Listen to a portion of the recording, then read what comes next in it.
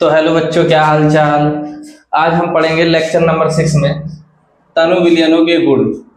तो तनु विलयनों के गुण पढ़ेंगे बच्चों आज हम लोग लेक्चर नंबर 6 में, जो कि अगर हमारा विलायक है बच्चों, उसके अंदर अगर अवाष्पशील विलेय पदार्थों को डालते हैं तो उसके अंदर जो मुख्य निम्न गुण जो है तनु विलयनों के गुण, उन्हीं पर आज हम चर्चा करेंगे। तो बच्चों सबसे पहले जो तनु विलयनों के गुण में से सबसे पहले हमारी हेडिंग होगी बच्चों, इन्हीं सभी चारों पर हम आगे स्टेप बाय स्टेप चर्चा करेंगे।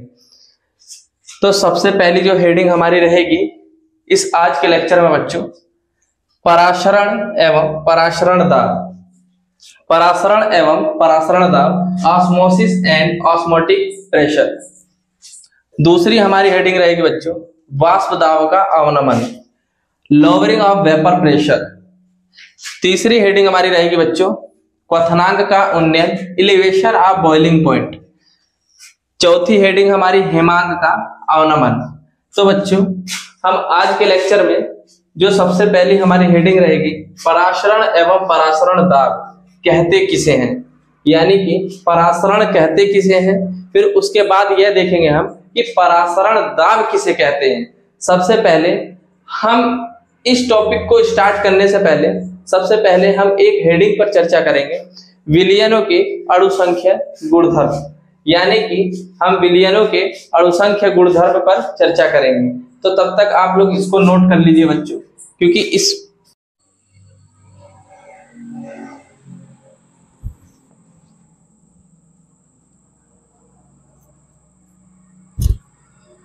तो बच्चों हम बात करते हैं विलयन के अणुसंख्या गुण पर, यानी कि विलयन के अणुसंख्या गुण कहते किसे हैं।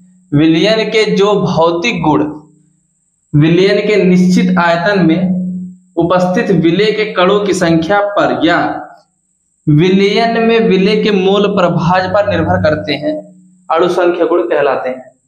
कहने का मतलब यह है बच्चों कि विलयन के जो भौतिक गुण होते हैं वह विलयन के निश्चित आयतन में उपस्थित विलेय के कणों की संख्या पर या विलयन में विलेय के मोल प्रभाज पर निर्भर करते हैं।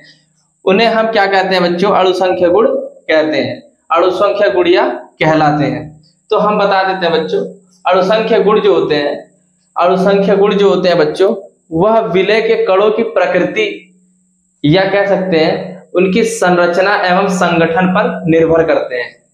जो विलेय के कण होते हैं उनकी प्रकृति या उनकी संरचना और उनके संगठन पर निर्भर करते हैं। जो बच्चों हमारे विलयन के अणुसंख्या गुण होते हैं यह 4 प्रकार के होते हैं, जैसा कि इससे पहले हेडिंगों में चारों के चारों प्रकारों को मैंने बता दिया था। पहला था हमारा परासरण एवं परासरण दाब, दूसरा था हमारा बच्चों वाष्प दाब का अवनमन, तीसरा था हमारा बच्चों क्वथनांक का उन्नयन, चौथा था बच्चों हमारा हेमांक का अवनमन। अब इन चारों पर चर्चा करेंगे बच्चों हम लेक्चर नंबर 6 इस चैप्टर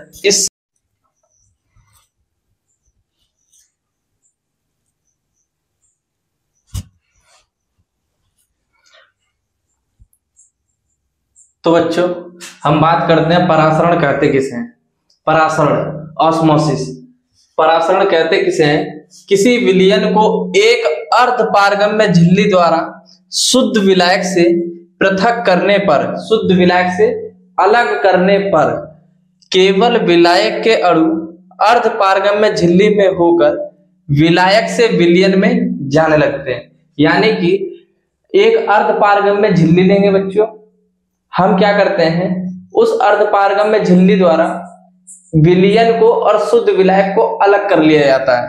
तो उसमें क्या होता है, जो विलायक के कण होते हैं वो विलायक के कण अर्ध पारगम्य झिल्ली को धीरे धीरे पार करके विलयन की ओर प्रवेश करना प्रारंभ कर देते हैं, विलयन में जाने लगते हैं। इसी प्रकार भिन्न सांद्रताओं के विलयनों, भिन्न सांद्रताओं का मतलब बच्चों यह होता है कि एक विलयन तनु होगा और दूसरा विलयन हमारा सांद्र विलयन होगा। भिन्न सांद्रताओं के विलयनों को अर्ध पारगम्य झिल्ली द्वारा पृथक करने पर केवल विलायक के अणु तनु विलयन से सांद्र विलयन की ओर प्रवाह करते हैं, तनु विलयन से सांद्र विलयन की ओर प्रवाह करते हैं।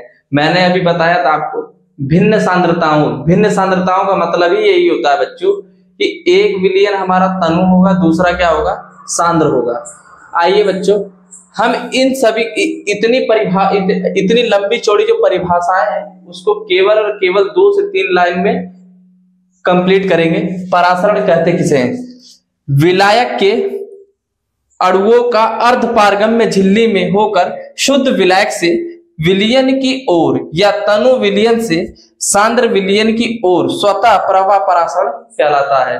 स्वतः परासरण का मतलब स्वतः प्रवाह का मतलब यह होता है बच्चों खुद से प्रवाह, यानी कि अगर जो विलायक के कण होंगे बच्चों वो अर्धपारगम्य झिल्ली को भेद करके खुद से, यानी कि उस झिल्ली में से खुद से हो करके विलयन की ओर प्रवाह करने लगते हैं। जैसा कि मैंने ये डायग्राम में आपको दिखाया है, अब यहां समझते हैं। आइए यहाँ पर क्या बच्चों, ये येलो कलर का जो कण है, पार्टिकल्स बना हुआ है, ये यहाँ पर हमारा विलायक है। ये बच्चों क्या है? विलायक है। अब यहाँ पर ये विलायक के कण है, अर्धपारगम्य झिल्ली लगी हुई है हमारे बीच में बच्चों, ये विलायक के कण है इसके अंदर, और ये शुद्ध विलायक है एक तरह से हमारा। ये बीच में जो है सेमी परमिएबल मेम्ब्रेन, बच्चों इंग्लिश में अर्धपारगम्य झिल्ली को सेमी परमिएबल मेम्ब्रेन कहते हैं। अब यहाँ पर बात करते हैं, और सेमी परमिएबल मेम्ब्रेन जो होती है बच्चों हमारी कॉपर फेरोहेक्सासाइनाइड की बनी होती है। यहाँ पर हम बात करते हैं कि अर्धपारगम्य झिल्ली लगी होती है बच्चों बीच में, और ये नीचे जो बना हुआ है बच्चों वो हमारा विलयन है, सॉल्यूशन है, यानी कि विलायक और विलेय के मिलने से जो बनने वाला जो बीच में तीसरा पदार्थ होता है वो हमारा विलयन कहलाता है। अब ये जो बच्चों ऑरेंज कलर के पार्टिकल्स दिख रहे हैं ना, वो हमारे विलेय के कण हैं। देखिए बच्चों यहाँ दिखाया गया है कि विलेय और विलायक मिलकर के विलयन बन गया। जब विलयन बन गया बच्चों तो यहाँ पर विलेय के जो कण हैं वो अर्धपारगम्य झिल्ली को भेद करके, यानी पार करके जा नहीं रहे बल्कि टकरा करके रिटर्न चले आ रहे हैं।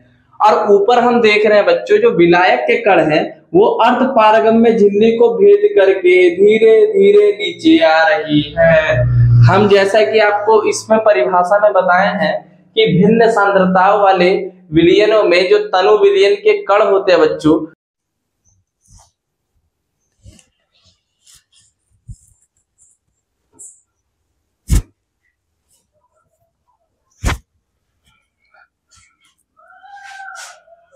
परासरण हमने देख ही लिया बच्चों, इसको नोट कर लीजिएगा आप लोग अच्छे से, स्टेप बाय स्टेप नोट करिएगा इसको। हमने देख ही लिया जैसे कि एक पात्र लेंगे, उस पात्र के अंदर हम लोग क्या करेंगे, अर्धपारगम्य झिल्ली लगाएंगे बच्चों। अर्धपारगम्य झिल्ली में 2 भिन्न सांद्रता वाले सॉल्यूशन को लेंगे, विलयन को लेंगे। एक तनु होगा, दूसरा सांद्र होगा। तनु विलयन के जो कण जो होंगे यानी विलायक के कण जो होंगे वो सांद्र विलयन को प्रवाह करेंगे। एक चीज और मैं बता देना चाहता हूं बच्चों आपको, जो अर्धपारगम्य झिल्ली होती है बच्चों, वो अर्धपारगम्य झिल्ली केवल और केवल एक ऐसी झिल्ली होती है जो केवल विलायक के कणों को ही अपने अंदर से आर पार आने जाने देती है। विलेय के कणों को अर्धपारगम्य झिल्ली अपने अंदर से आर पार आने जाने नहीं देती है। इसको याद कर लीजिएगा बच्चों।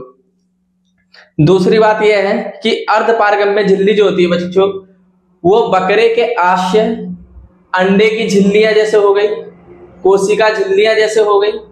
अगर हम बात करें तो ट्रब नाम के एक वैज्ञानिक ने यह बताया था कि जो ये सभी प्रकार की जो झिल्लियां होती है वो पूर्ण रूप से अर्धपारगम्य नहीं होती हैं। तो उन्होंने यह बताया कि कॉपर फेरोहेक्सासाइनाइड की एक झिल्ली जो होती है वह पूर्ण रूप से अर्धपारगम्य होती है।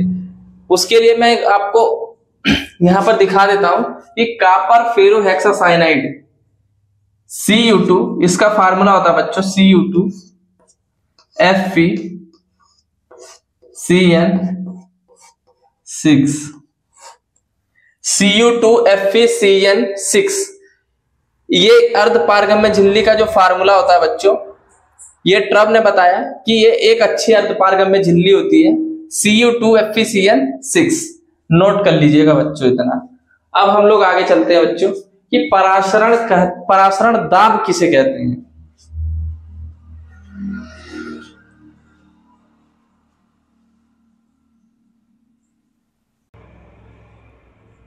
तो बच्चों बात करते हैं परासरण दाब कहते किसे हैं। ऑस्मोटिक प्रेशर, इंग्लिश में बोलते हैं परासरण दाब को ऑस्मोटिक प्रेशर। अर्धपारगम्य झिल्ली द्वारा विलायक से पृथक किए विलयन में विलायक के प्रवेश को रोकने के लिए विलयन पर लगाया गया आवश्यक अतिरिक्त दाब विलयन का परासरण दाब कहलाता है। तो बच्चों, जैसा कि अभी हमने पिछली हेडिंग जो अभी हमने पढ़ी थी कि परासरण कहते किसे हैं, यानी कि भिन्न सांद्रताओं वाले दो विलयन लेते हैं बच्चों। तनु विलयन क्या करता है कि सांद्र विलयन की ओर प्रवेश करने स्टार्ट कर देता है, यानी कि जो विलायक के कण होते हैं वो हमारे विलयन की ओर प्रवेश करना प्रारंभ कर देते हैं। उसी प्रवेश को रोकने के लिए उस विलयन के ऊपर लगाया गया जो अतिरिक्त दाब होता है बच्चों, वही हमारा परासरण दाब कहलाता है। जैसा कि एक छोटे से फिगर के माध्यम से हम समझेंगे। यहाँ पर क्या हो रहा है बच्चों कि हमने क्या करा है कि बीच में एक अर्धपारगम्य झिल्ली लगाई हुई है, जैसा कि आपको पिछली हेडिंग में आपको दिखाया गया था परासरण की क्रिया में। बीच में हमने एक अर्धपारगम्य झिल्ली लगाई है बच्चों। इसमें क्या होता है कि विलायक के कण अर्धपारगम्य झिल्ली को यानी कि भेद करके धीरे धीरे विलयन की ओर प्रवाह करने लगते हैं। ये हमारा बच्चों प्रवाह सूचक है। इससे पता चलता है जब इसका स्तर धीरे धीरे डाउन होने लगता है तो हमको यह लगता है कि जो विलायक के कण है वो विलयन की ओर प्रवेश कर रहे हैं। तो अब क्या होता है बच्चों कि ये हमारा पिस्टन है बच्चों।